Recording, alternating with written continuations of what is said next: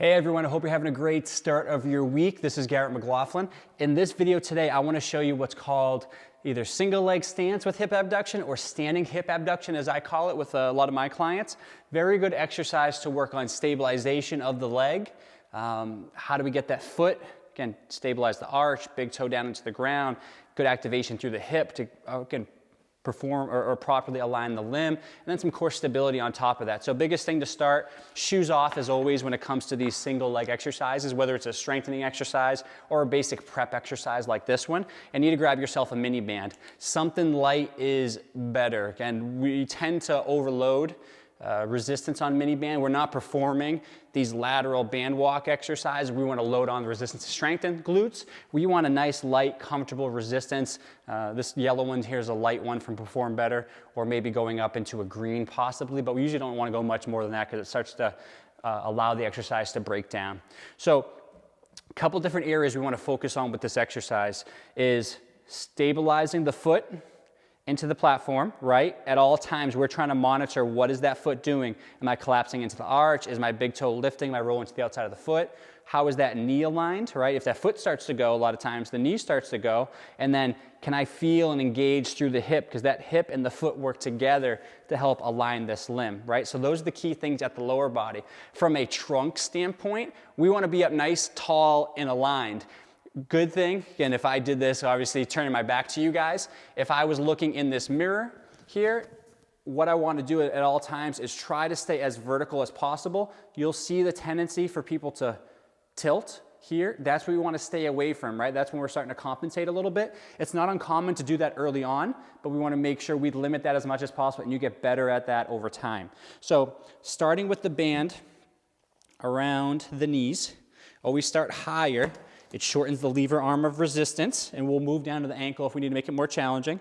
What we're going to do as we get into this position is we're always trying to set up with the pelvis level, right? So if I just went here, you can see my left leg is lower than the platform, pelvis is dropped, and I perform this exercise, right? That's no good, right? I'm not in an aligned position. So I want to think about the key components first of getting the pelvis neutral, slight hip hike, right? Without going too far, that's what usually creates that tilt position I talked about we want to stay away from. So getting up just enough so I can feel the top rim of my pelvis, neutral or level from side to side. I'm actively trying to push my big toe into the ground. I'm not clawing or flexing my toe. My toes are nice and long, and I'm just placing pressure of that big toe into the ground to help stabilize the arch. And then once I find or achieve that position and come up, my leg is straight here. I'm trying to be nice and vertical, trying not to tilt.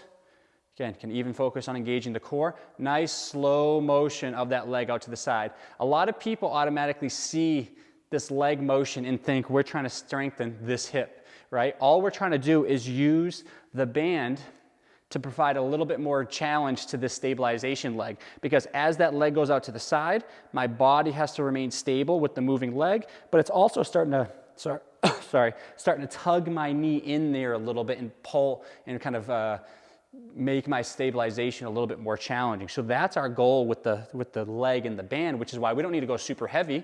We just need to go nice, slow, and controlled and focus on the key components of the stabilization leg.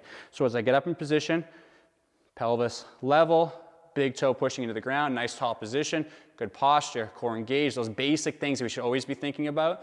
And then I'm just going to abduct the leg, where you get the standing hip abduction name, and then come back. Already on this one, because I set up my pelvis properly, I'm stabilizing, that leg is moving out to the side, I'm feeling right into that glute med hip rotator area. This is, in addition to the foot, this lateral hip region is firing super hard to really reinforce good control of the pelvis, because that glute medius stabilizes the pelvis so it doesn't drop, and it also provides the control so that leg's not rolling around here on me. So I would just perform anywhere from 8 to 12 repetitions. Coming up, this is the other side here. Big toe down, pelvis level, core engaged, good posture.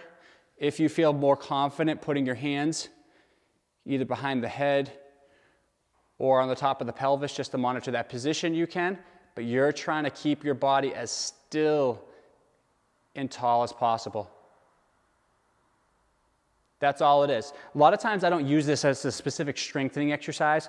I'll use this for people that have trouble stabilizing the foot, finding level at the pelvis, or just have poor balance and stability.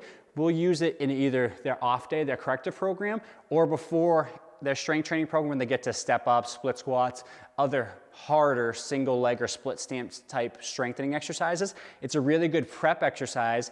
Get the right muscles firing, figuring out the key components to then do those exercises better. So if you have any questions about the standing hip abduction exercise, feel free to drop a comment below and let's talk about it. Thank you.